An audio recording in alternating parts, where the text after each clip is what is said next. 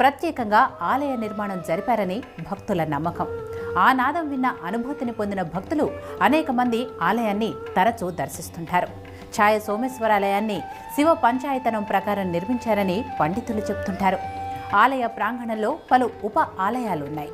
కాలభైరవుడు, క్షేత్రపాలకుడు, అభయాంజనేయ స్వామి, రాజరాజేశ్వరి, వినాయకుడు, కుమారస్వామి ఆలయాలున్నాయి. నాటి శిల్పులు ఎంతో నైపుణ్యంతో నిర్మించిన ఈ ఆలయంలోని అతి పెద్ద నందీశ్వరుడు, శనిదేవుడు, త్రికూట ఆలయం శిఖరం పైన ఉన్న రాతి శిఖరాలు కాలక్రమంలో ధ్వంసమయ్యాయి. అయితే ఇప్పటి ఈ ఆలయంలో కొన్ని అద్భుతాలు మిస్టరీగానే మిగిలిపోయాయి.